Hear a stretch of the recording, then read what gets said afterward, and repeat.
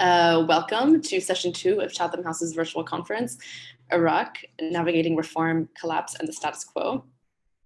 Today's session is about empowering youth to shape Iraq's future. My name is Mai Jabali. I'm Deputy Bureau Chief of AFP's Baghdad Bureau, and I'm so glad to see Chatham House holding this event and to have you all here today. As many of you know, obviously Iraq has one of the youngest populations in the world, with nearly 60% of its citizens under the age of 25. Most of this new generation have no direct memory of Iraq under Saddam's rule, but they do have a lot to say about the current ruling elite and the political economy that has flourished under them. And we all remember, of course, how they took those complaints to the streets last year in unprecedented numbers. For the first time, that ruling elite had to come to terms with that youthful discontent, even if many of them only paid it lip service. But today we're going to be taking a much deeper dive. We're going to be exploring the realities for Iraq's growing youth population, what they expressed last year, the challenges to their social, economic, and political engagement, and what role they will play in the 2020 elections and beyond. Before I introduce our 3 esteemed panelists today, I'm going to get through some housekeeping items. So first, this session is being held on the record and is being recorded. Simultaneous translation is available in Arabic. You can choose the language channel you want to listen to from the Zoom controls at the bottom. وبالعربي إذا حابين الترجمة للغة العربية موجودة الترجمة بالشاشة الأدنى أول على اليمين.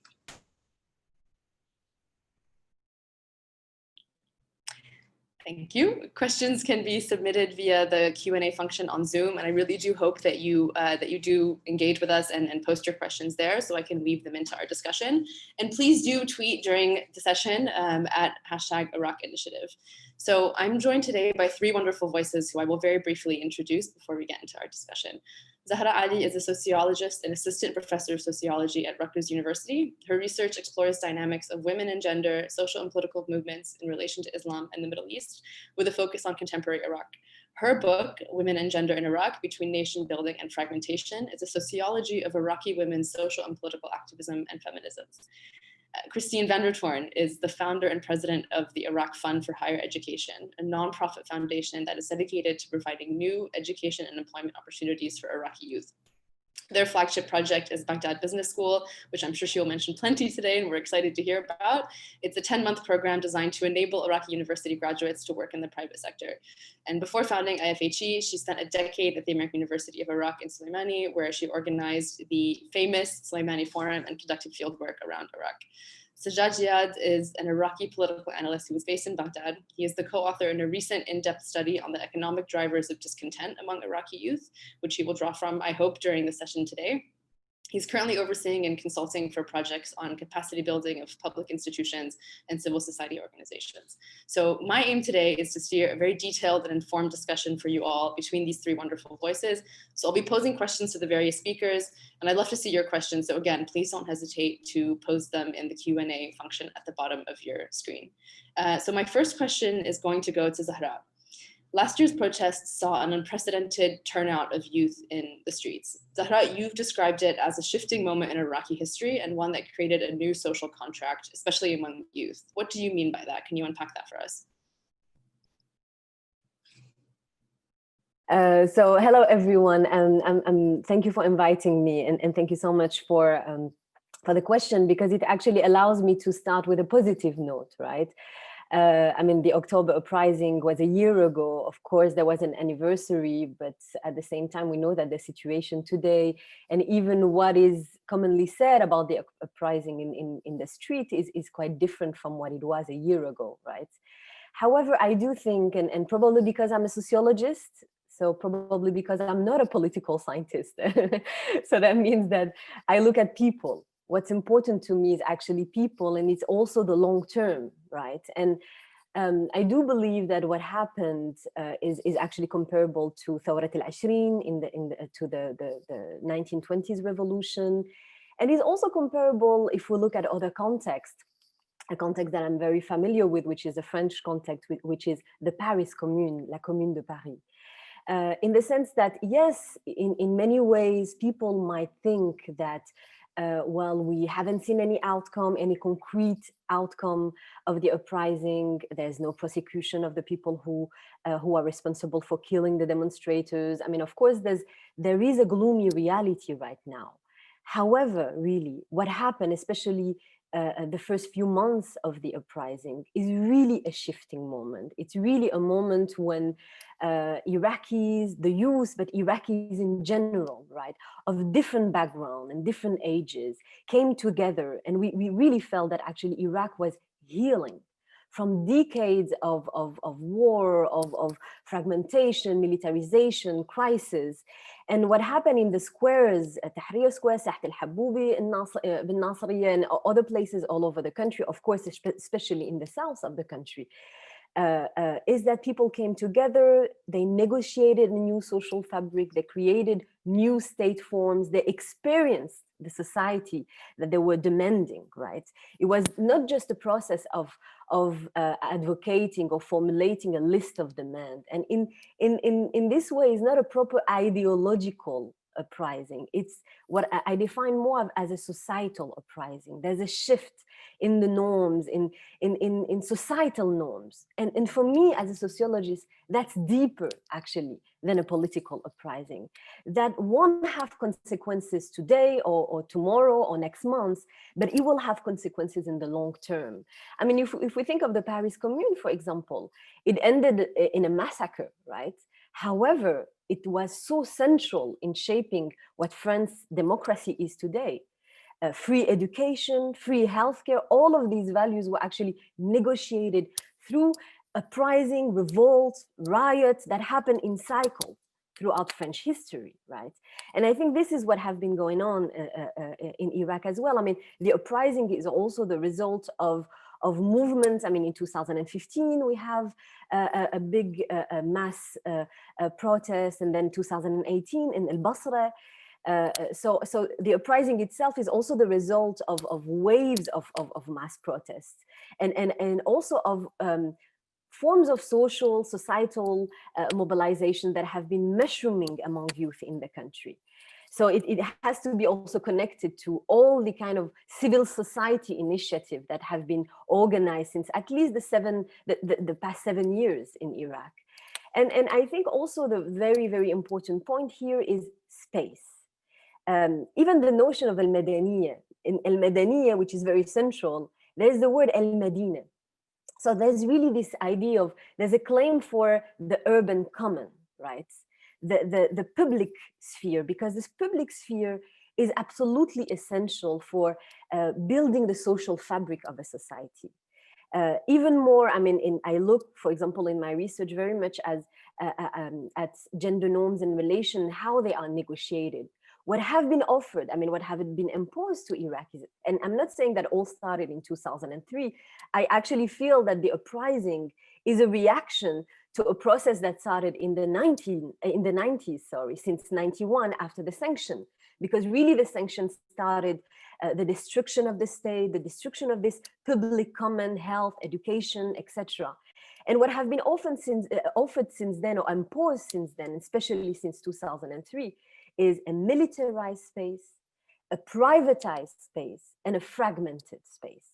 And when I talk about fragmentation, I'm not only talking about sectarian fragmentation, I'm also talking about class fragmentation. I mean, I feel that we tend to focus, political scientists mainly tend to focus on sectarian, dynamics. I'm not saying that this is not, of course, important, but when we look at class fragmentation, just if you look at the green zone and the rest, right?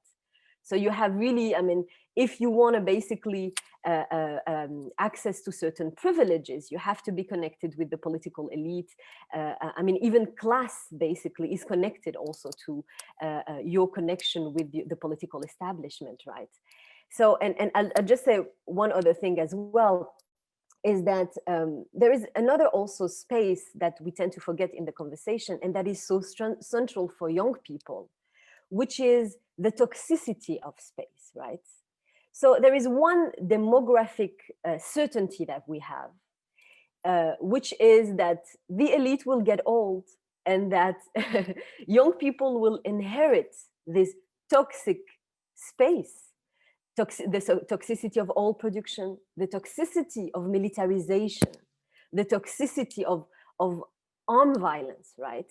And it's the younger generation that is going to inherit that. And here, for example, talking about Basra and the centrality of Basra as really a central locus for the protest, but also Basra was the hottest point in the world this summer, right? So really talking also about toxicity, climate change, right? It's really impossible to put that out of the conversation. And I think that really the uprising and also what is going on in the south of Iraq in a province like Basra is really revealing that, right? Zahra, thank you so much for that perspective, especially as, you know, as a journalist. For many of us, we look at really the here and now, and we very, very rarely zoom out and think about that historical perspective. So I really appreciate that. Sajjad, I'm going to move to you next. So if we think about the timeline, the protests were dwindling by late December.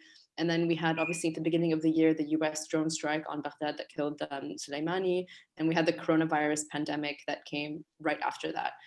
Based on your extensive research, and especially in the protest hit areas of Iraq, how have youth engaged since those two pretty serious events? Did they withdraw completely from the public space that Zahra was talking about, or have they sought engagement elsewhere, perhaps economically, perhaps through armed groups, perhaps through the government? Can you shed light on that for us?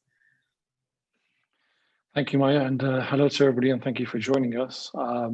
I echo what Zahra mentioned in her comments about the protests last year kicking off a societal change, bringing to the fore the demographic differences, but also the fact that Iraqi society as a whole is going through a lot of change, and not all of it is because of 2003, as she said. Some of it is perhaps decades old. And I think that's what the significance of these protests are. From a political point of view, they didn't really achieve much. And if you look at what spurred some of these protests, and there are multiple protests ongoing, and even when there was a lot of attention on Baghdad, the smaller number of protests that were spread throughout Baghdad or in other areas were focused on different things. So you had doctors protesting about pay and working conditions. You had teachers protesting about their income, and also the fact that their unions were not very effective. You had municipal workers protesting. You had graduates without jobs who were protesting, saying, look, you know, we've graduated in X and Y field, and yet we can't find any jobs. You had university lecturers and so on. It was just, you know, multiple classes of and sectors protesting. And I think that's some of the significance there in the fact that it was not just young unemployed people. It was actually covering many sectors in Iraq. But that's what triggered the protests initially. People were complaining about lack of opportunities, lack of income, lack of services. People were complaining about corruption. And then the government's heavy-handed response allowed the protests to get bigger and bigger. I will put one note in there that at the height of the protests across the country, we probably only still had maybe 200,000 to 300,000 people protesting altogether. Now, that isn't completely representative of the Iraqi population, right? We have to take into account that the vast majority of people did not protest. They likely support or empathize with the protests, but they did not join the protests. And that situation means that it's very difficult to see suddenly the momentum from protests leading to significant change, because the vast majority of people are with the status quo. They are not yet ready or angry enough or unfulfilled enough to come out and change the system. And so I don't see any kind of impetus at this moment in time that will lead from the protest to direct reforms and political change. What we've seen since last year is young people calling for opportunities, unemployment to go down by allowing the private sector, for example, to thrive in Iraq, by reducing corruption, by changing the system to make it more representative for young people. And of all of these reforms, really none of them have actually come to light. Of all of these demands, we've already seen the previous prime minister resign. We've seen a promise to have early elections, a slight change in the electoral law, which probably makes things worse, actually, won't actually improve that much where we are from now. And really the resilience of the political system has been highlighted. The fact that despite the differences we have from, you know, block to block, from party to party, despite, you know, the massive challenges these protests put forward to the political elite, actually they closed ranks and they held on pretty well. And so far, they've managed to avoid any deep-reaching reforms. And that shows the resilience of the system. It shows the fact that politicians amongst themselves can agree to maintain the status quo. It's more important to survive rather than you know, to agree to reforms that could challenge anyone's power. So I think going forward, young people will protest again. Now, because of COVID, because of the economic conditions, and because of, frankly, the machinations of government, including the Prime Minister himself, including his advisors, we've had young people essentially being bullied off the streets. We've had protests being broken up, infiltrated by various groups, and so on. All the stuff that you might have covered in the media, and everybody's well aware of. And some of the protests have lost their steam, if we're honest. In Baghdad, we don't really see much of the protests anymore. In Basra, they're still there, but it's small in number, and the same for Nasiriyah. But this is a temporary lull, in my opinion, because the underlying grievances are still there. In the recent survey that I co-authored, everybody that we talked to, every single young person that we interviewed, 100% of the respondents mentioned opportunities, unemployment, as their number one concern. And every single one of them believed that was the most critical thing for young people across the country. And if you talk to anybody from Southern Iraq, Central Iraq, Northern Iraq, Kurdistan region, that is actually true. That is the number one concern for this generation of young people, who make up 60% of Iraq's population. Of 40 million, 60% are looking for opportunities, 60% are looking for hope. And I think this is the issue going forward, that this current government is not able to do this. The question is, can the political system offer these kinds of hopes to young people? And I'm not sure it can. And I don't think a lot of young people out there believe so. That's why we've had some of the steam come out of the protests. Some of the protests leave and go to other countries or other cities. And that's why also people are starting to scratch their heads and think, are protests going to lead to anything? Will we really see any change? And what has actually been done for young people in the past year? We protested about unemployment and opportunities. What's been provided in the last year? Nothing really. In fact, it's got worse. Every year, we have 750,000 people coming into the labor market. And every year, the unemployment list grows and grows by that same amount almost, because hardly any jobs are created. And in every year, the Iraqi population grows by 1 million. So you can see the demographic, time bomb is just ticking away. And I'm not sure the political elite have much care or any solutions to offer for this. So for young people, I think they're going to become more and more desperate. And you can really sense that when you interview them, or when you talk to them, or when you speak to them, you can really get that sense of frustration. And it doesn't matter where this young person is from. They can be from north, south, east, or west. They all have the same kind of underlying frustration with the status quo and the lack of kind of hope that things will change for the better. Thanks so much, Sajjad, and thank you for providing a very smooth transition to the next, to Christine. I will say quickly that since Sajjad and I are in Baghdad, sometimes we will have the power cut, and so you might see our screens go dark, but we should still be online, so no one panic, we'll still be with you, but you may not be able to see us for a few seconds. Christine, I will go to you next. So Sajjad really pointed at employment and education as being at the heart of this issue, at being at the heart of the protest and at the heart of what role youth will have in Iraq's future. Can you tell us what these two issues look like for youth in 2020? And I'm also really keen to hear if you would agree with Sajjad that the political elite has been either unwilling or unable to cope with those two key issues. Yeah, I mean, I think just as Sajjad said, that Iraqi youth want opportunities and they want jobs and they want access. I mean, this is something I wouldn't, of course, say that it's a total shift. So I don't mean all Iraqi youth, want something different now, because of course we've seen many Iraqi youth out in the streets saying, we want a government job. Okay, so some of course, youth are still saying we want to work for the government, we want the security. But one shift I've noticed is that a lot of Iraqi youth want to work in the private sector now, or they want to start their own business. They want to be entrepreneurs. And they want to learn, I mean, not that this is something that new, but they want to learn English.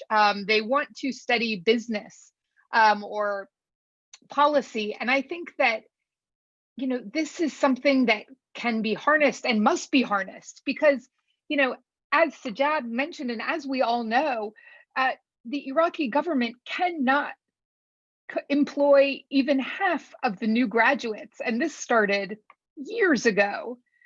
So you have a massive, youth population that's graduated or not graduated from university that has no opportunity to obtain a government job wants to work maybe in the private sector, wants to open a business, but can't because they don't have, in a nutshell, the knowledge, skills, or ability. And some of that comes from the education sector. Some of that must be from the banks, some from the government. But I think that there really has been a shift. And, as Zahra and Sajjad were discussing, this demography is irreversible. I mean, Iraq has a massive young population, as you mentioned at the start. I mean, this can't be reversed. There's going to have to be, it's going to have to be addressed, or as we've all kind of predicted, of course, there will be more frustration and more protests. And I would agree that this is really the start, not the end. And, I'll leave that more to political scientists and sociologists, but I would agree. But I mean, I do think from the time I spent with Iraqi youth at the American University doing interviews for Baghdad Business School, Sajjad's report says this. Iraqi youth want something different. They want to open businesses. There are hundreds of young people who have opened their own businesses on Facebook, for example, online. So you have them desperately trying to create something new for themselves, but they can only get so far in the current economic, political climate and context. I think one thing that's very interesting, how many Iraqi youth, and I know most people know this that are familiar with Iraq, have taught themselves English. I mean, any Iraqi youth you meet that speaks English, of course, will say, I learned this from the movies or from, TV or songs or whatever. I think this shows like a real desire to learn and to create opportunities. But of course, like, again, you can't teach yourself English well enough to succeed in a career in your life, like in a formal job necessarily. So again, we still need to figure out ways to harness and address these new desires and goals, which I can talk about later. But yeah. Thanks, Christine. So I'm going to come back with another question to you. So in May, Mustafa al-Kadhimi became Iraq's prime minister. He came to power with a lot of a pro-protest rhetoric. He's also one of Iraq's youngest prime ministers. He's got football superstar Adnan Dajjal as youth and sports minister. So it seemed like kind of right off the bat, there were a lot of things that were going right.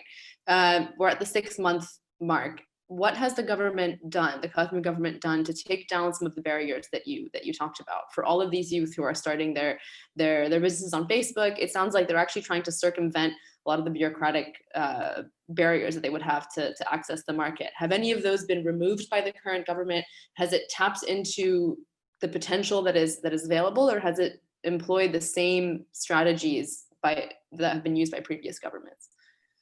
Yeah, I mean, I have seen, I would say, some encouraging small steps toward what could look like employment and education reforms for youth. I think it's too soon to tell. I think, the issues that plague Iraq's education system, especially with regard to preparing youth for today's economy, are deeply structural and are plagued by the same issues that plague the other ministries and the other sectors. So I think it will take time. I think that there are some short-term steps that the government has and could further take to start to address these now. I mean, I will say some encouraging signs. Number one, in the white paper. The white paper mentioned education, MBA programs many, many times. So I very much hope that we will follow up and implement some of those suggestions about education to employment. I think that, the Prime Minister's education advisor, Aqil Abbas, has a very important program coming up that I hope will be implemented about pedagogy and pedagogy reform at universities. So I see signs and I see a will and a desire, but I think these 6 months have been, I think, as we say a lot in Iraq, plagued with security and political crises and turmoil that has I guess prevented or some of this from being realized. But I mean, I would be more encouraged with the people I see in certain positions and talking to them about their ideas and programs that I hope will be implemented. So I would say that. Great. Thanks so much, Christine. Zahra, we're going to start the next round of questioning with you on a very hot topic in the Q&A section that I've been taking a look at, which is the elections. So everybody wants to know how youth will play a role in the elections, what they will be able to achieve through them. So this government is going to be put to its largest test yet in just over 6 months, with the set date of the parliamentary elections, which many believe will not actually happen in June. Do you see these elections as being able to satisfy protester demands at what level, or youth demands kind of more broadly, and at what level? And a second question to follow up with that, how have we seen the networks and the collectives that have been formed since October 2019 start to mobilize for these elections, particularly across different cities in the South? And I know there's kind of different dynamics for the various cities. So if you can give us a snapshot of those. But first, in general, can the elections achieve what protesters and youth hope for? Okay, thank you for the question. I mean, first of all, if I can just also carry on a little bit the conversation that we started before, because I think that there's so many important things that have been said. Yes, I mean, I agree very much with Christine when she says that it's true. So many young people are turning to business and trying to initiate their small businesses and trying to be entrepreneur. And this is definitely, of course, a trend in Iraq as it is elsewhere. But my concern with that, and I'm sure you can also say something about the field of education, especially. My concern with this in the case of Iraq is that, I mean, this whole kind of neoliberal, language of businesses and is something that I would say, I mean, if we look at the region, at the Middle East as a whole, is very prevalent. It's also part of kind of, even in the activist sector, we see a form of neoliberal NGOization as well, where activism becomes kind of an enterprise. But the issue with Iraq is that it's not even a country where we had forms of, let's say, privatization and a form of transition, right? In Iraq, what we have had since the 90s is state destruction, right? It was actually what Naomi Klein, for example, called shock doctrines, right? So the issue is that even if you want to, even if young people might actually think that we should turn away from the state and privatize everything, we should bring foreign companies to build the electricity, and also, open the new businesses we would like to open. You cannot do that in a country where the infrastructures are lacking, right? This, in the long term, is just a catastrophic, right, situation, and it's absolutely not an option for young people. So really thinking about services, state institutions, and really infrastructures is absolutely central to start any conversation, no matter how we feel or what we think about privatization, right? And if you, again, I go back to Al-Basra, because I really think that Al-Basra is kind of the future. And you have a province, or even the city of Basra, where you have really no infrastructures, like basic infrastructures, right? But you still have a mall there, right? What kind of society is that, right? What kind of future is that? It's fragmentation. It's again a future that will be limited to people who have connections with the political elite. So this is really, and I think this is also at the core of actually my transition to your question, Maya, which is how do you organize in such conditions, right? And what I feel right now, that of course you have young people who are eager to kind of negotiate, collaborate, are open to speak with the new government. I really have kind of a reform agenda and have this narrative, okay, let's reform it from the inside. They have this idea that things have to go through the system, etc. However, there's also something else that is going on, which is also this idea that this will never work, and perhaps what we need is to go back to authoritarianism, right? To go back to something, because what we want is so concrete. What we want is a functioning society, right, with services and infrastructures. So if to have that, we need to go back to, also going back is not really, I mean, they haven't even experienced the Baath regime to say we go back, but in a way, in kind of the imaginary, there was a state. We hear from our parents that there was a state, there was some stability, there were some services, right? And this here, I think, is very central. And I think about it a lot in my research, because it's thinking about the relationship between the structural and the political, and the inability to disentangle both, right? What kind of political future, of political coalition, of political imaginaries you can develop, or youth can develop, when there's such infrastructural a collapse, right? It's really a difficult question. I was fervently taking notes, Zahra, so delayed to unmute myself. Thank you so much.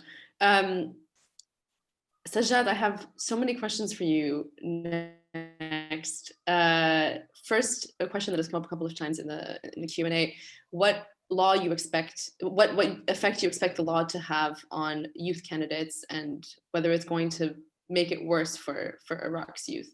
I also wanted to ask my own question, kind of in addition to the protest-linked mobilization, we've also seen some conventional political forces try to appeal more to youth. So some new kind of youth parties that have been born out of the traditional political parties. Are they explicitly linked to the traditional actors, or are they trying to create some kind of a buffer between them there? And how successful do you get the sense that they've been so far in trying to draw in young people? Thank you. I'm probably going to combine the answer for both questions. I think they're well linked. There have been dozens of new parties registered for these upcoming elections. In addition to the 100+ that we already have, now we've got extra dozens that have been created just for the purpose of competing in these elections. And the clear theme is to separate from the political elite to the youth, to put a buffer in, as you mentioned, so that you cannot link a particular party to one of the established political elite. And some of them have used advisors, some have used people that have protested or were involved in protests to chair these parties and to register them. And some have sought to kind of portray these new parties as a complete sea change from the existing political elite. Parties were going to do things differently. With the way we're going to conduct business, the way they were going to run politics would be completely different from what's been going on in the past 17 years. Supposedly to appeal to the very people that protested against these parties. But I think a lot of young people will see through this. I think voter turnout is going to be low again. We had 44.5% in 2018. That was the official national turnout. But if you looked at just, for example, under 30s, who cannot be represented anyway, you have to be 30 years and over to be an MP. Under 30 years old, I think the political participation for the elections was maybe 20%, maybe 25%, not more than that. The last that I looked at it, in many areas in work, participation was less than 30%. I can't see people's confidence in the political system and elections increase in the past year or in the past 2 years. If anything, it's got much worse. So if suddenly we have voter participation of 70% next year, we'll know something's fishy, something right. So we can expect at least as a best case scenario for it to be 44% again, but highly likely that voter turnout will drop. And so that means the people that will end up going to the polls, the people that will end up running these parties and winning these seats will be the same people who are in power at this moment, and perhaps become stronger and stronger. I mean, just recently, if you've listened to some of the comments made by, for example, the Sadrists about the fact that they expect to win a plurality, if not a complete majority of seats next year, the fact that they expect to be able to choose the prime minister and the prime minister to be a Sadrist, shows the confidence that the new electoral law and the system will actually work to the advantage of the status quo, of the current elite. And I don't think the youth see that elections are going to resolve their problems. either with this new law or the old law, or even a completely different law. The elections are not a magic bullet. They will only empower the people in power currently further, and they will not make things much better. There will just be more competition, an increase in competition. Those who have money, those who have access to media, those who have weapons will continue to reap the rewards, and those without will continue to suffer. So if you're asking me what do I expect, I think elections will not make things much better for the youth. I think it's likely that they will make things worse as more and more youth turn away. And I think a lot of them will be very disaffected and quite upset at the fact that some of the people that stood with them in protests have suddenly joined the political movement and formed parties. Now, the way the system works in Iraq is parties run on election tickets. So, you can have a party, but they won't actually run purely in their name. They'll jump on an election ticket with a few others as well and form a coalition. And that's the idea of trying to lose, the ability to be transparent and to trace, what party stands for what. Because you can have, for example, a communist type party in bed with, religious conservatives or Islamist party. And then, that confuses you as a liberal, for example. How does this work? But that's what happens in Iraqi politics. Everybody marries for convenience, and then at the end they manage to divide up the spoils between themselves.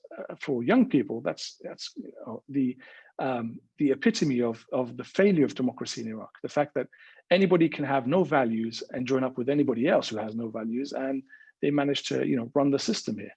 And as a young person, or talking to young people in Baghdad or elsewhere, they have no real hope that next year's elections will make things better for them. And they're actually worried things will become worse. So going forward, I don't think either young people will have more representation, or that the election law as it is will actually improve things for these elections or even for the future ones. Thank you, Sajjad. It's quite a pessimistic outlook. I see Christine nodding fervently. Before we move on to the next question, I was asked to share a note. If you are looking for the Arabic translation and the Arabic option does not appear in Zoom under your translation, then please download the latest version of the Zoom app, and hopefully that will resolve the issue for you, and you can join us in time for some more discussion.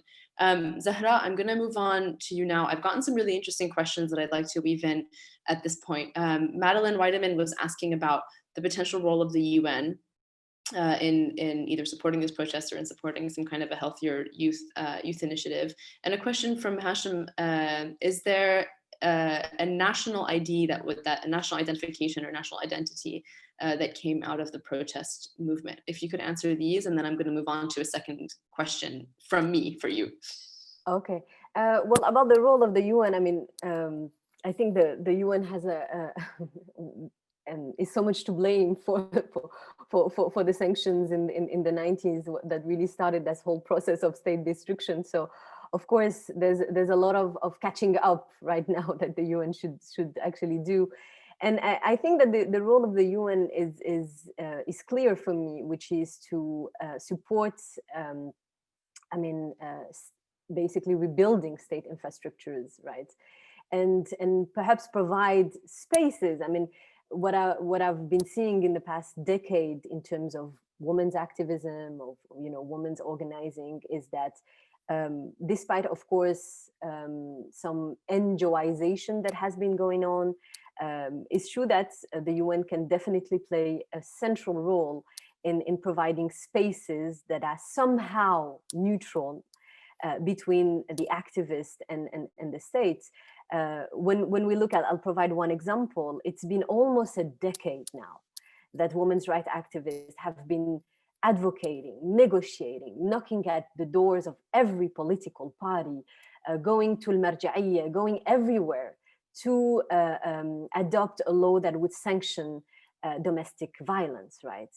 And of course, the UN has facilitated some of these discussions, but I think it can play a much more powerful role in really lobbying and pushing for the Iraqi government to adopt the law. I think in terms of as an international institution, of course, its role is always going to be in terms of supporting, providing space, and at the level also of legal, not necessarily at the societal level, but at least at the legal level.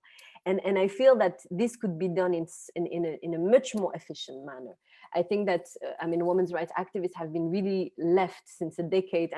It's really crazy when we look at this specific example, when we see the first draft that women's activists have been working on, that was really a feminist draft. This law started really as a feminist law, tackling, patriarchal violence, male violence, and it's turning out to now, because of the conservative backlash, because of the refusal from the political establishment to adopt the law. I'm talking about so-called secular as well as Islamists here. It's really all over the place, right? Now it's the draft. If we look at it, that has been proposed is a draft that is basically defining, family violence and kind of pushing away a little bit the feminist terminology that it started with. But even now, the backlash is still pretty powerful. So I think that, just this example is an example where I think the UN could do even more. And sorry, what was the second question? The second question was from Hashim al-Hashmi, who was asking that out of the protest movement, has there been a kind of national identity that has been born that potentially could carry through the youth through the elections? Yes, I think that was kind of one of the main elements of the uprising in Read Watan, in these kind of unifying slogans. And as I started with, I think that really this notion of healing, that a society coming together and beyond sectarian divide, beyond also class divide. I think what was very beautiful, especially in the first months, is that you could see in the squares people, in the case of Baghdad, you could see people from upper class neighborhoods and people from more working class neighborhood coming together. And I think that's very, very important. And also, I think in terms of also legacies as well. There's a lot of use in the protest of songs and also part of the religious imaginary of Iraq that was reappropriated by protesters. And I think that is very central in building a so-called national identity. And what I found also interesting, you also have, if you think of protests, for example, in Egypt during the Egyptian uprising, of course, there's also this idea that there's a national identity that I would perhaps define in negative terms, in the sense that there's also something that is supposed to differentiate you or make you better than others. And I don't think that was actually the case. I think that in the case of Read Watan, there's really this notion of we all collectively have been through a series of trauma, and we are all trying to basically find ways to live together and heal together. So this is also what I see. The other aspect of the national identity that could be negative, I think, is what I mentioned previously, which is perhaps the connection with a more form of authoritarian power that some people are I would say, directing themselves towards because of the absence of a political project. And this is my own personal question now, if we can specify the role of women, both in the independent or the protest-linked collectives that have kind of popped up since last year, and also in how political parties, as far as you see, are trying to reach out to women, to young women ahead of next year's elections. Are they trying to do that, if at all, and to what degree have they been? I see it's a very simple answer. And to what degree have they been successful? So, what I would argue is that what actually made this movement of protest in 2019 an uprising is the participation of women, right? Women from all ages, but also young women. And what was very interesting, actually, and if you follow, because I really follow in details what's going on in terms of the women's networks and women's rights activist groups, is that I think that the different waves of protest have actually pushed more established activists, or more, let's say, traditional forms of women's activism, people who are organized in like established groups, in formalized, let's say, groups. They have actually these mass protests throughout the last decade have really pushed these activists outside of their comfort zone in terms of advocating, in terms of relating women's rights to wider issues, right? So the participation of young women in a spontaneous, non-organized, under banners such as Banatak Ya Watan, and I think that Banatak Ya Watan really emphasized Banatak in the sense it's not your woman, it's your young woman, right? It emphasized the fact that it's young woman, right? Supporting El Watan, right? A unified nation. I think that has been very important because in a way, I mean, we could even use the term, I mean, I think intersectional in the sense that women's rights or this idea of advancing or promoting the alternative gender norms and relations, more positive approach of women's rights is connected to also advocating and pushing for the unity of the nation, right? That was really what was formulated by young women in the squares, as opposed to formulating a specific feminist agenda. So that's very interesting, actually, right? It's a reformulation of women's rights, right? Through something that is not necessarily woman-centered, but that is woman-oriented. So I think that was very, I mean, very, very interesting. And but however, this does not necessarily translate politically. And you know, in Iraq, since 2005, we have the quota system that impose really, I mean, a certain representation of women in the parties. But what we have seen, of course, there's been an evolution, but I would say that the first, let's say the first 5-7 years, we mostly had, I mean, the quota system mostly beneficiated women who were close to the political, to the dominant political parties, who were very conservative women, not very interested in advocating for women's rights. However, I mean, there's been an evolution. There's been, of course, women who come from the activist circles who have also candidated. And you know, we saw their names in the electoral list. However, some of them didn't win. So I really think that actually it's thanks to the quota that there are actually some women in the parliament, because it is absolutely not a priority for the male political establishment. There's something that I think is important to understand when we talk about post-2003 Iraq. Post-2003 Iraq is not only sectarian, it is sextarian, in the sense that it's not only based on a communal belonging, on basically communal division, on dividing communities, on dividing people along sectarian, religious, and ethnic line. It's also based on sexual difference. And the regime that we have, the political establishment that we have, is extremely patriarchal, extremely conservative, and allow basically women only when there are conservative women or women who privilege the sectarian identity or their communal identity or the agenda of the party. So so this is why I think that more importantly, the uprising will impact the long term. But I don't see it really impacting the participation of women. And I do agree very much with Sajjad. I mean, if we think, for example, of the 2018 election, most of the young people who actually launched the 2015 protest boycotted the 2018 election.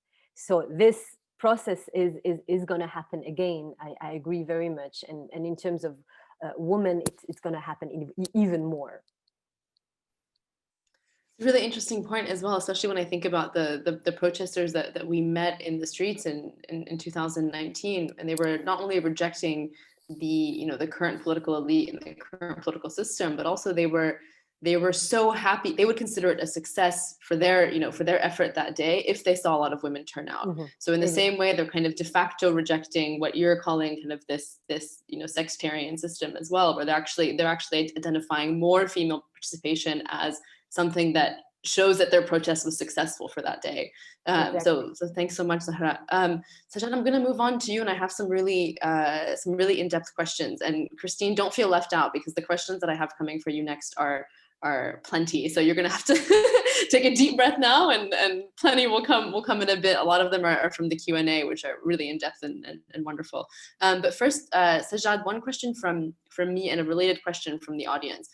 So the report that you worked on, which is really extensive, and I really recommend that everyone reads it, because it has such an important and kind of candid look at the way that youth describe their own challenges. One of the concerns that comes up that I thought was really interesting is this this fear that if youth are not included in the political system, there could be an increase in their wholesale rejection of democratic systems. So if you can unpack that for us and tell us what you heard from youth there. And I'll tack onto that a question from Ambassador Rand Rahim, who asked if you doubt if the political system rather than a specific government can provide the opportunities young people need. So if this political system can't respond, what are the options? How can this impasse be resolved? It's a huge question, and I would pose it to none other than you. So, so please, the floor is yours. Thanks, Maya. Well, I mean, young people who participated in the protest or who empathize with them, what they've had for a year is basically heartbreak. You know, they've seen young people killed, injured, harassed, kidnapped. Young people leave, you know, the city or their country because they're afraid for their lives and intimidation. Now you have this new cybercrime law, which is supposed to target people who, you know, defamation essentially, but it's not really. It's an open-ended law that allows any critics of the politicians to be arrested and so on. So I think for young people, they right now, if you ask them, I think the overall overwhelming feeling is frustration that they are not free to speak their minds, frustration that Iraq is supposed to be a democracy, but isn't really functioning as one. Frustration that, you know, if they try peaceful methods, the other side, so to speak, is going to use non-peaceful methods in response. And I think that's the real worrying thing here, that people are losing hope in the fact that a peaceful move towards reforms is possible. And when we interviewed those young people for the report I co-authored, you got the overwhelming sense that there were kind of two options. Either we call for a strong man, we have a dictatorship again, we have one person in charge, we have one person who controls weapons and you know, stamps on everybody's heads using the rule of law with force, or we are going to see you know, more chaos on the streets. We're going to see young people maybe using violent forms of protest, maybe stepping it up. And already, you know, talking to some of these young people who protested last year, they were talking about strikes and boycotts and, you know, in the next round of protests, potentially, you know, cutting off highways and roads, things like that, but stepping up. No longer is it enough to just protest in Tahrir Square or Haboubi Square or Sa'at al-Bahriya in Basra or elsewhere. That's not enough, because the results have been, you know, they've been attacked by security forces and several types of security forces. And prime ministers claiming innocence, saying, you know, that's not what we agreed to or we authorized, and we'll investigate, we'll set up a committee and so on. The same thing you've been hearing for years and years. So going forward, I think the solutions are, number one, we really need a dramatic change to things like the elections law and key positions like the people who oversee in the Integrity Commission, people who oversee the judiciary, for example. People in key positions, these are the ones that enable corruption or allow corruption to get away. And to see a huge increase in popular pressure. As I said, at the peak of the protests, you had maybe 250,000, 300,000 people protesting. That's not really enough. That's not the critical mass that you need to force this resilient system to change. You need 1 million people plus on the streets, and probably much more than that. So until we get to that point, I'm afraid trusting the, you know, the system to reform itself is not going to work out. Trusting the current political elite to change things to their detriment is not going to work out. For the emergence of a good player out there in amongst this kind of political mess, I don't think it's going to happen. I don't think they're going to be empowered in any way.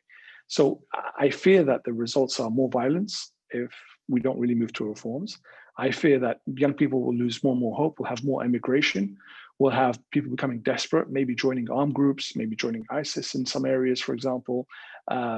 People, promoting violence as well, saying, look, you're not going to make a change through protesting. Maybe we need to do X, Y, and Z in this particular area, for example, storm the governor's house or take over this municipal council building and so on and so forth. And all of these issues are local. People are complaining about water supplies. People are complaining about schools not being open or hospitals not having oxygen, for example. They don't really care about what's going on in Baghdad. They care about their local areas. They don't really care about national elections. They're caring about, what's going on in my area where the mayor or the governor or so on is not providing services for us. So they're willing to, take matters into their own hands.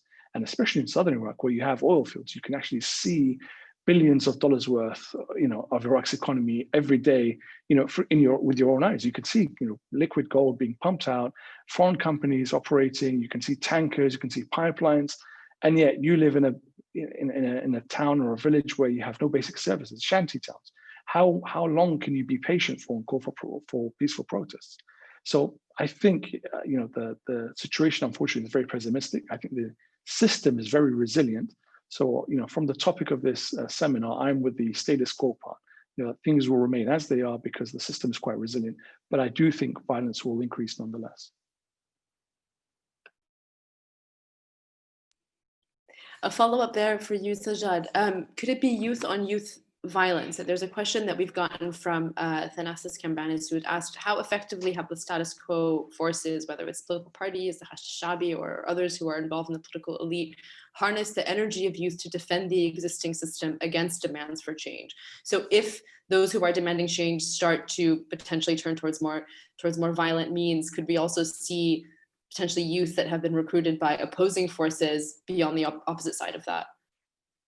Absolutely. That's already happened. We've seen the political elite recruiting young people to join protests, to infiltrate them. We've seen that happening at the political party level with these new parties. We've seen it even amongst the armed groups and among security forces themselves, the presence of young people, to make a point that, not all young people are protesting against, the government and so on. There's a lot of young people who are willing to counter-protest or push back against young people. That's happened even in protests. With these new groups that have popped up, like Rabba Allah, for example, if you go out and see one of their protests where they have 300, 400, 500 people show up, the vast majority are under 25. They're young people. Yes, they're marshaled and commanded by older men, but these are mostly young people who have been recruited for a specific cause. And going forward, that scenario is very likely that young people will be forced against young people. People who are protesting against the system by people who are going to fight for and defend the system. That's already happened, and that will continue to happen and will increase. Whether it's something that is nationwide, whether it's something that will lead to massive violence, I can't say. We can't be sure at this moment in time. But yes, absolutely, the message is that we can use young people to put down young people. We will use the very notion that young people are protesting by saying that, yeah, they are protesting against the protests. They are protesting against change. They are protesting against uprooting the system. That the protesters in Tahrir Square and elsewhere are not really representative of young people, because here they are, they're in this armed group, or they're in that particular party, or they're doing so-and-so, or there's this counter-protest over here. So absolutely, that the likelihood of that is increasing is definitely on the horizon. Thanks so much, Sajad. It's disheartening, obviously, to hear that, but I'm really glad that you're being so candid. Christine, so I'm going to come to you with 1,000 questions. But first, I wanted to ask how you have found that your work has been offering potentially a way, a third way, or some kind of other opportunity, some kind of third way for youth who maybe don't want to be totally disengaged from public life, but also don't see themselves in any confrontation that might come next. So could education and obviously employment in the private sector offer an opportunity to keep youth away from any kind of violent confrontation that can come next? And then I have several other questions for you after that, but go ahead. Yeah, I think this is a really important issue and something I've thought about a lot. As Zahra mentioned, I hesitate sometimes when I'm talking about like education to employment in the private sector, because I am not a business person. I studied Middle East history. I am like a liberal arts person. And the one thing that I loved about AUIS is I saw a transformation in our students through education. Through teaching research and philosophy and political science. It just taught them how to think, and it enabled them to participate, not just in the private sector, but in society, in the public sector. I hoped, and I think we hoped, and I'll never forget the first article I wrote about the importance of education in Iraq. I remember writing a sentence, and I was saying, AUIS is so great. All of our graduates are employed in the private sector. And then I thought to myself, but wait a minute, I would want, and I think we would all want some of these young people to be operating in the public space and the public sector as civil servants. And of course, artists, philosophers, all of this, like, I could not agree more. And that's why, and sometimes, when I'm talking about education to employment and, creating employable young Iraqis, I again, also, there's in my brain, things go off like this is a little bit problematic. And I'm not sure what to do about it at this time, because what I see from all my young Iraqi friends is a massive resistance to working in the public sector, of course, for reasons that we all understand. I mean, if you're a young person in Iraq and you have your own thoughts and ideas, and you want to be proactive and engaged, the public sector is the last place you're going to go, unfortunately. And so, the private sector, and I don't mean just like international private sector companies, I think the reason that all these young entrepreneurs and startups have been successful is because they are completely removed from the government. When I talk to my private sector, my entrepreneurial friends, and I say, oh, but maybe we could talk to the government about getting you a loan or something like this, they all say, no, do not tell the government. I want to stay very far away. And, they have their own spaces. And I am so conscious. And of course, it's even more clear to me after what Zahra is saying, that of course, this is not sustainable. We cannot build a state and a society, which is the most important with these malls and the NGOs and the privatization. But, again, it brings me back to thinking about how we were all talking about this is the beginning. And I think what Iraqi young people are doing is whatever they can now in this current context to do something different or that's outside of the government because of this rejection of, the corruption or whatever it is in the post-2003 order that they are starting to reject, which of course really culminated in Tashreen last year. So, and I will say, I guess, and, stop me if I'm talking too long, in terms of, just for example, Baghdad Business School, right? We're teaching English and soft skills and business. I see this model as a short-term solution to help empower Iraqi youth. And I hope that it's, this model of Baghdad Business School, maybe it can be used for other sectors. The reason we created this curriculum is because I heard from not just private sector leaders, but Iraqis in general, that really English and kind of soft skills, and by soft skills, I mean really academic skills, reading, writing, research, and English were the main barriers to them accessing or enabling them to do what they wanted. And I don't just mean, like working for a company, but this ability to, whatever it is, write a report, do research, speak a little bit of English. These were the barriers. So that is really at the core of our curriculum. Of course, it's not enough to, send a young person on their career path, but that's why we picked this, just to give them the basic skills, knowledge, ability to push them in whatever direction they may want to go. And the most sustainable to me in the short term was then to make the third part of the curriculum accounting, finance, business, marketing.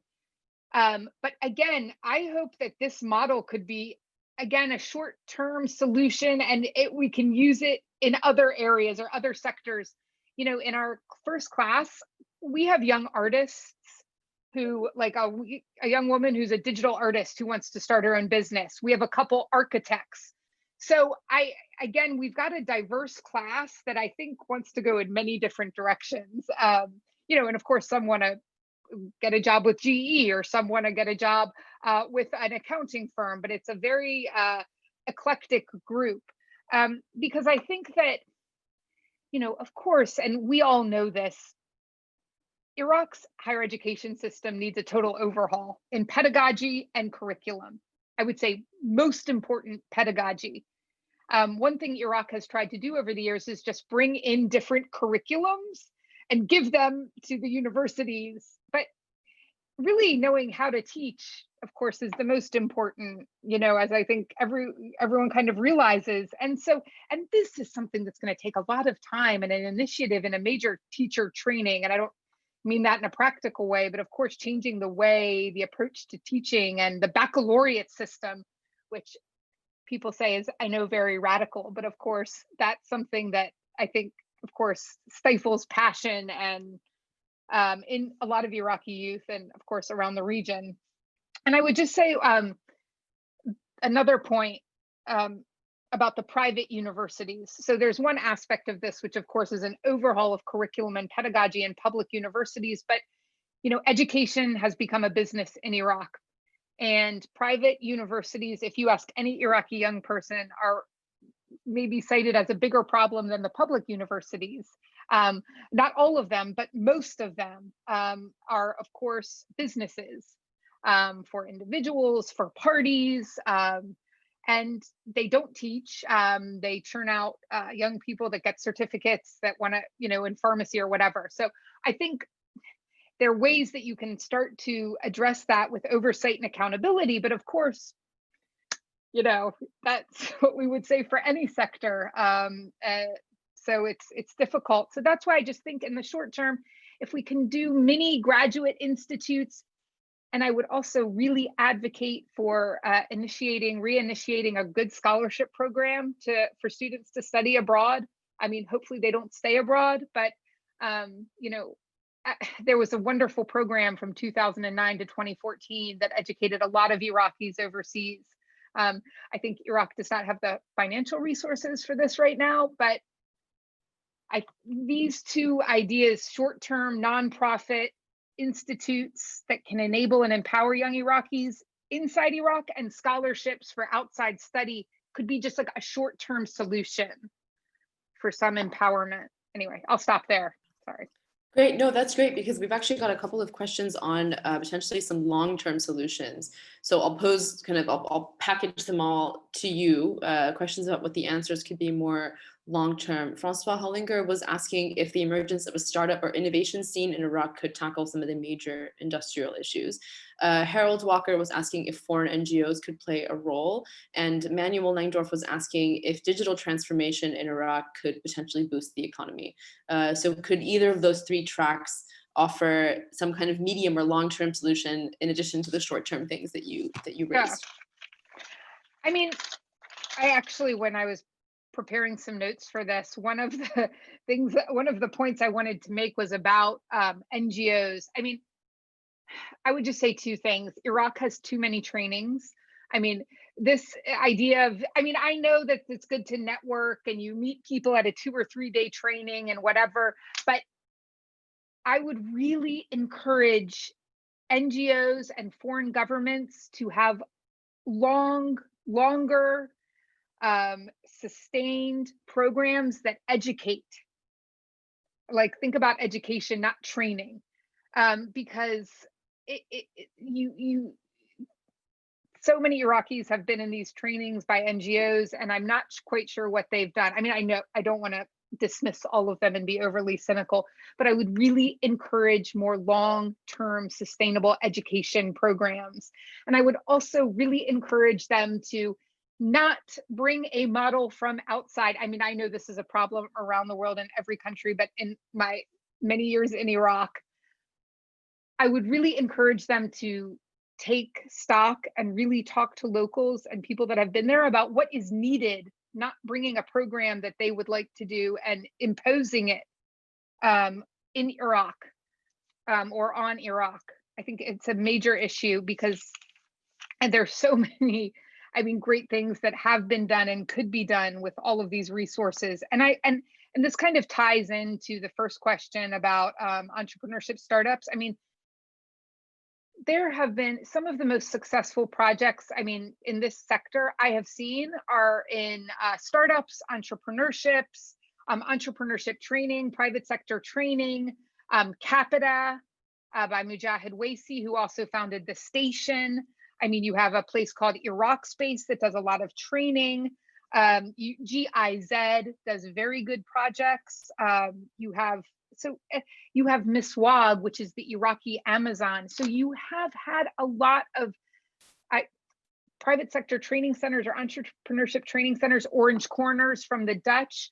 I mean, again, I would encourage other NGOs or governments to look at these models of success. And again, I mean, I think the reason we wanted to do BBS is because it was an educational side of this. A lot of these entrepreneurship trainings, they're great, and I'm not saying they're not, but also what can complement them are more English centers. And I know English is very practical, but in Baghdad, there is not one English language center that actually teaches English. And again, I mean, I would love to have open a new mini liberal arts university in Baghdad as well. But I'm just saying, practically, English language is a real barrier for Iraqi youth for doing whatever they want. So they're just some very simple, basic things that we could do, like English language centers, like professional skill development centers, public policy centers, instead of some of these trainings and this and that. And I do think that I would agree that entrepreneurship, startup trainings, but again, these are very positive and they've had a lot of success, but they need to be matched with loans from the banking sector and things like that, which of course then gets into politics and the political economy. But I think you really, I mean, you touched on each one of those as a potential part of a response, but really they all need to be, they need to understand the context, both the Iraqi context and what others are doing to make sure that things don't get repeated. So thank you, Christine. Sajjad, that was a little bit too optimistic, so I'm going to come back to you for a healthy dose of pessimism, if that works. My specialty, yeah. Exactly. But we appreciate it. Again, we appreciate being realistic. I wanted to come back actually to the issue of elections very, very quickly, which you brought up, but I wanted to dig into a little bit, which is voter turnout. Pun totally intended. This is an age-old issue. And so what challenges has Iraq faced with voter turnout among youth in the past? Not just in terms of the numbers that you shared, but if we can dig in a little bit deeper and ask why youth haven't turned out, if it's because they haven't seen candidates who are young enough, is it because there's no kind of digital campaigning that happens that would access them, and what opportunities exist to improve that for the next round of elections. And there's a question that came in from Bartek Razawi, who asked if the international community could potentially help with elections, whether it's voter turnout or some other challenges as well. Thanks. Well, I mean, the second question I'll start with. Right now, I think the involvement of the international community in Iraq's political processes is slightly controversial. Number one, I think a lot of young people believe the international powers are protectors of the status quo. They stood by while protests were killed, and they stood by while the political elite used all sorts of methods to put down protests. So they believe that actually more involvement of foreign powers is only going to make things worse for the country, because they will support the already entrenched elite.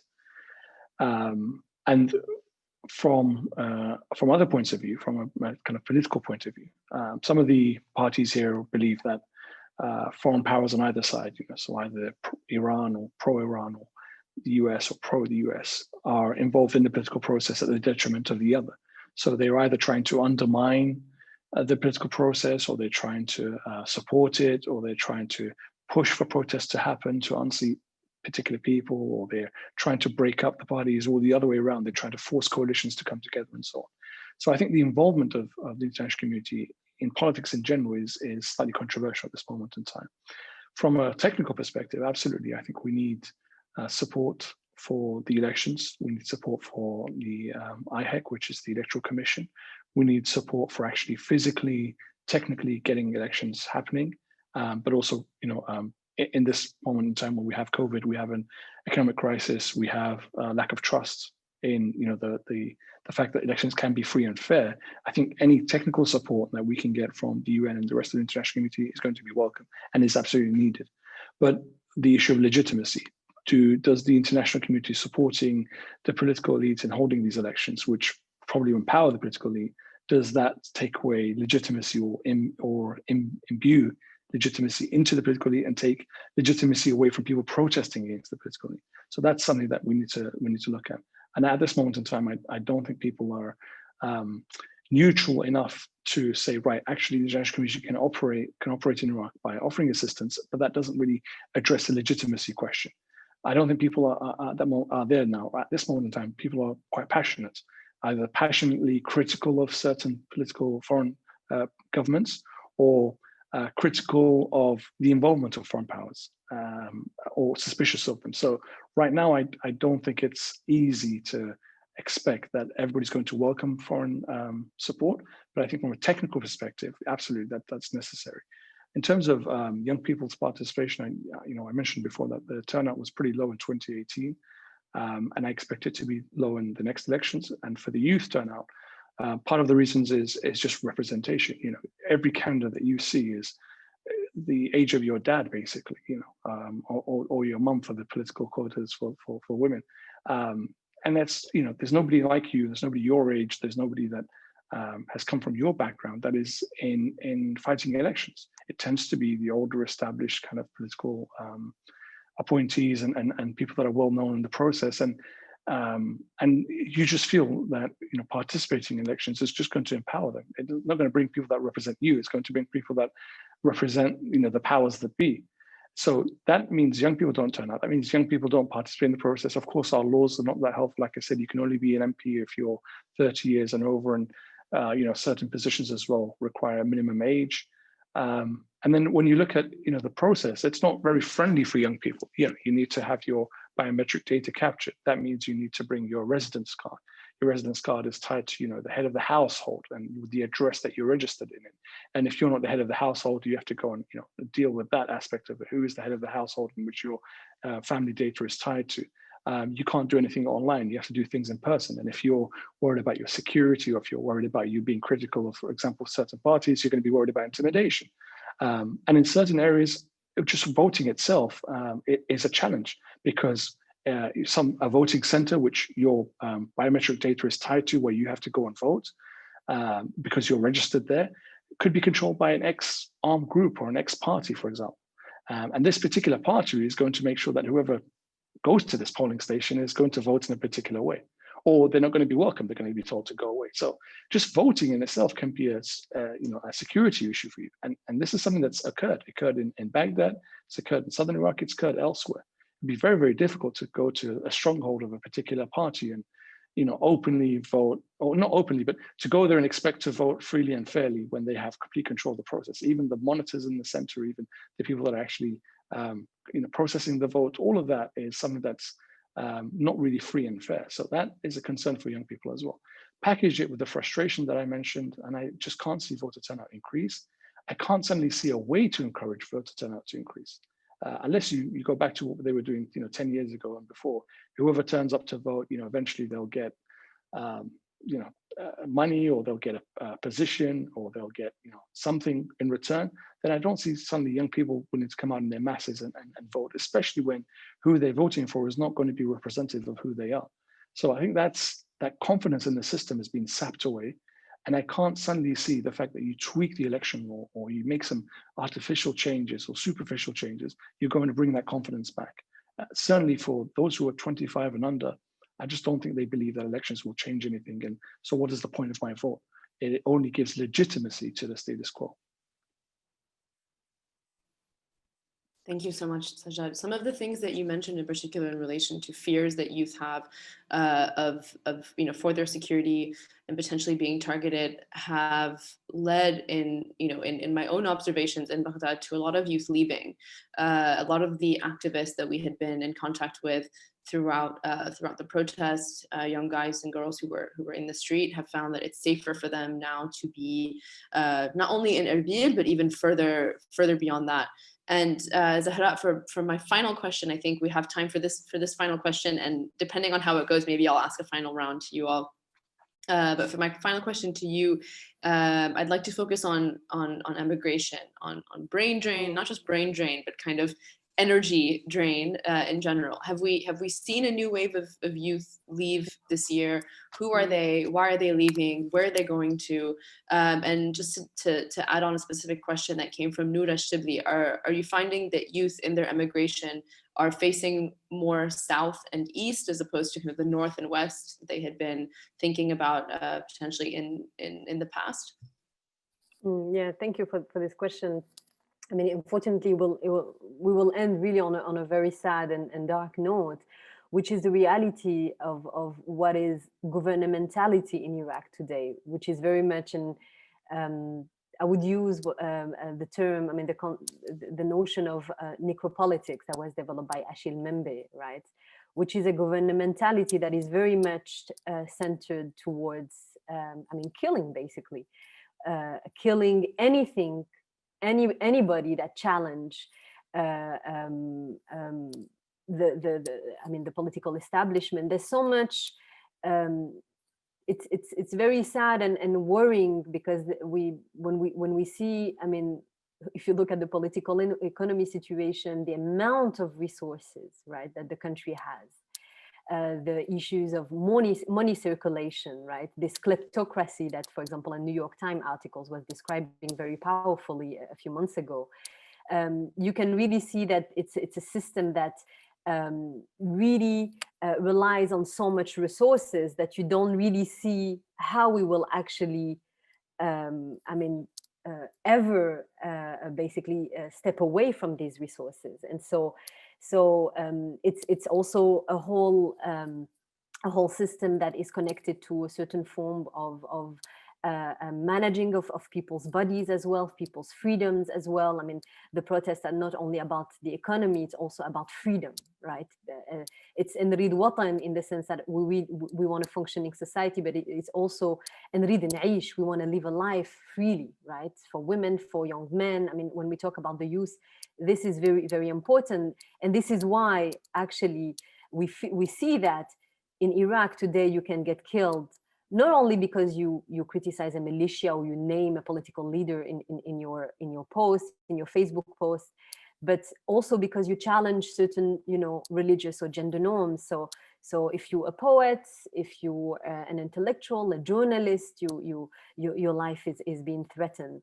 So this brain drain, I mean, this immigration of so many activists, so many journalists is continuing. It started already before, and it's continuing, and it's a very, very worrying reality. However, there's also something that actually emerged from what Sajjad said that is very important, I think, also as analysts. Is that as analysts, we tend to differentiate very often between the people and the militias. And I think that's very wrong.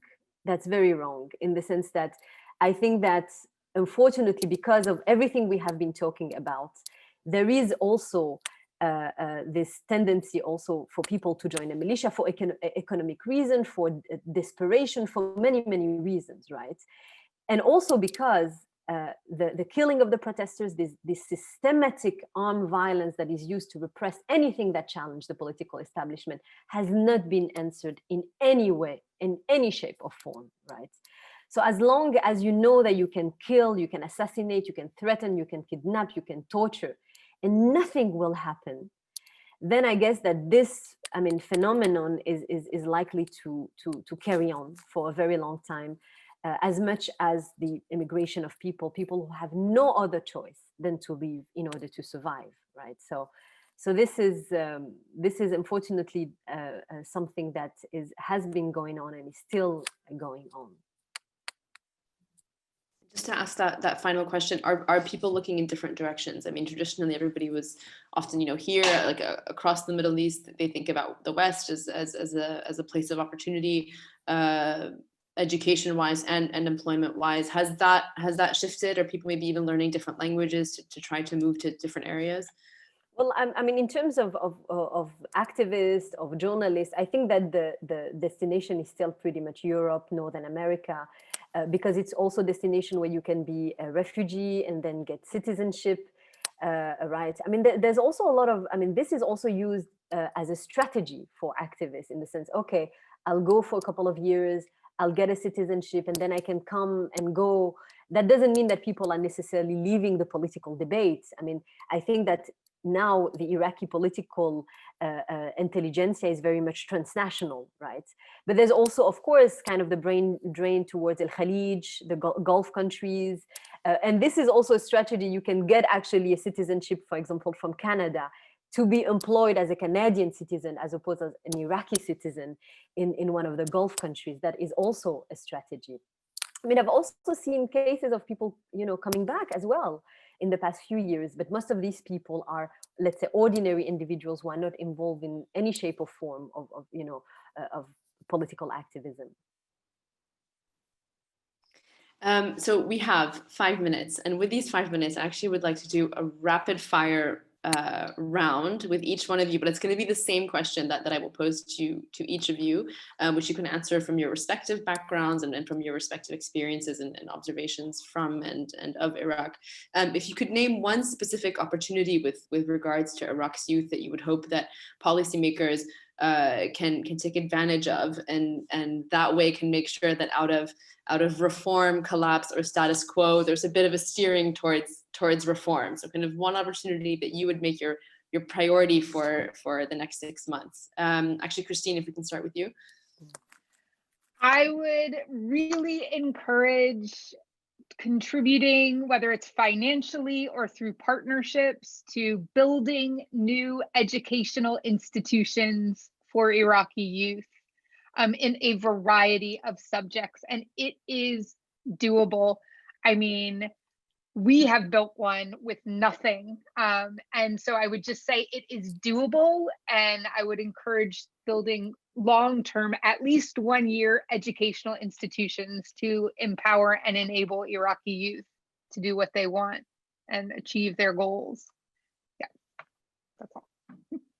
Super. Sajjad? Actually, very similar to Christine. I think it's got to be something that helps Iraqis in the long term. So whatever we're looking at, whether it's a reform or assistance, it's got to be something that isn't band-aid, that isn't just for the now. It's got to be something that helps Iraq over the next decade, helps us to address the generational challenge, the demographic challenge. So whether it's educational institutions, whether it's supporting employment, for example, whether it's making the system more accountable, whether it's giving more and more people an opportunity to become self-employed or entrepreneurs, whatever it is, it's got to be something that works over long term. Funding it temporarily or just something that looks good in terms of actually doing a project but doesn't have any long-term effect or legacy is going to be a waste of time. So my idea is going to be centered around whatever has long-term legacy and impact for this current generation that are facing these issues. Mm-hmm. Zahra? Yes, I agree so much with the education, higher education, primary education at any level, that's for sure. But there's also something that emerged from young people, which is the Made in Iraq slogan. And I think this is something that actually should be a top priority, because we have today to think also of energy transition and of the fact that, yes, Iraq is very rich, but might not be for a very long time, right? So I think that this really this boost to the agricultural sector, to the production sector, is absolutely central. Thank you so much to all three of you. I hope that those who tuned in today will walk away with the impression that there are a lot of very, very deep-rooted challenges. Many of them are not new, but that there was really something special that happened a year ago that has that still is maintaining some form of existence here in Baghdad, and hopefully in other cities as well, and that will be able to see continue in the years ahead. So again, thanks so much to the panelists for dealing with my complex questions and formulations. Thank you to the audience members who sent in some really excellent questions. I'm sorry to those who I wasn't able to field your questions and send them on to the panelists, but I know these panelists in particular are quite active on Twitter, so if you wanted to send them a question on Twitter, I'm sure they'd be excited to answer them as well. I'd like to mention that the next session starts in 1 hour. That session will focus on prospects for security sector reform in Iraq. So the conversation continues. Make sure that you tune in for that as well. In the meantime, please feel free to use the chat and networking functions in the Conference Plus platform that you're all registered in to continue the conversation. So again, thank you so much to all of you for joining, and please keep tuning in. Thanks, everyone. Thank you. Thank you. Thank you. Bye.